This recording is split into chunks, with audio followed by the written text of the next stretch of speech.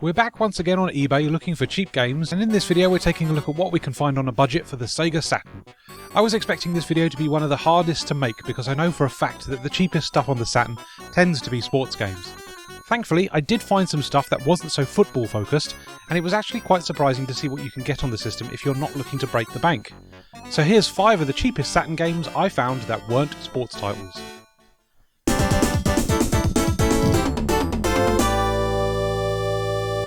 Andretti Racing unboxed for $5.99.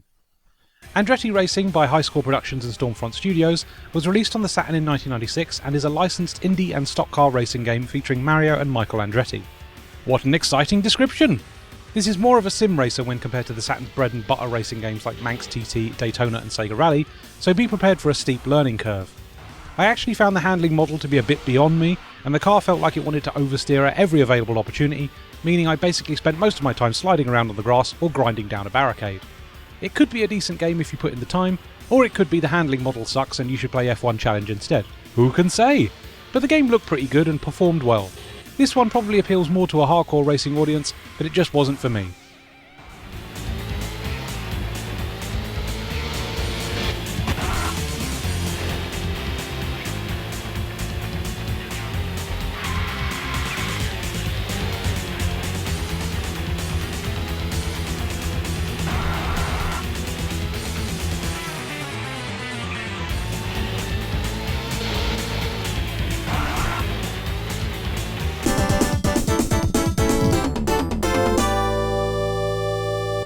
Darklight Conflict unboxed for £5.20.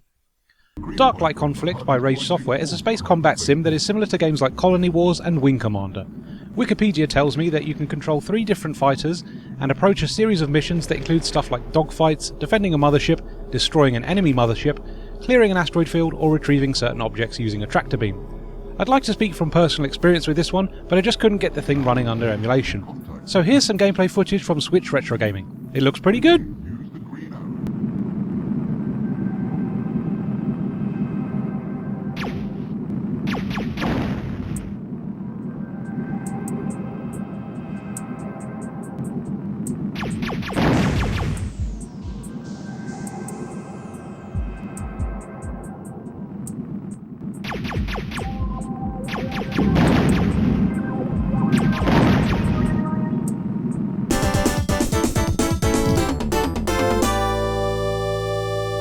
Shinsetsu Yumemi Yakata for £5.91.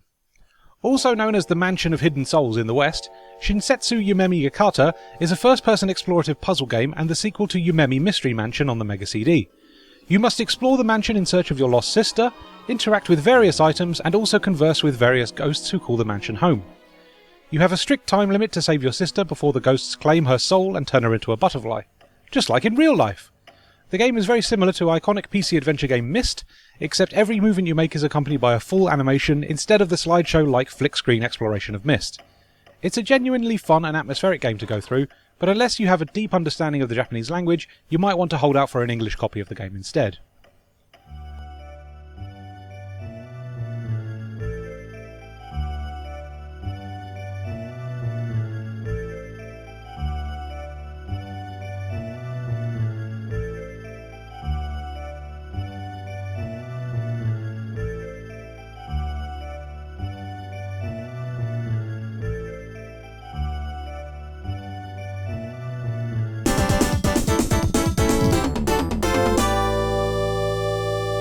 An unboxed Japanese copy of Shining Wisdom for £6.49.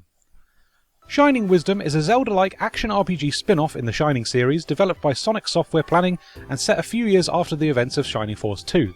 You play as Mars, who is out to take down the evil Pazort, who is trying to summon the demon SEGA, which is the word Sega with 3 E's. Unfortunately, that reference is kind of lost in the American release. So off you go to run around the kingdom, killing monsters in real-time battles and collecting orbs. It's a good time on the whole, with a fun little running mechanic that requires you to repeatedly press a button to speed up. It's a nice responsive game, and the translucent clouds that scroll across the playfields are a lovely touch, and proof that the Saturn can do transparencies. Once again, this being a Japanese copy of the game will mean you miss a lot of the story if you don't understand the language, but it's still pretty playable regardless. Certainly not as difficult to navigate as Shinsetsu Yumemi Yakata, which basically requires you to know what the ghosts are saying to be able to progress.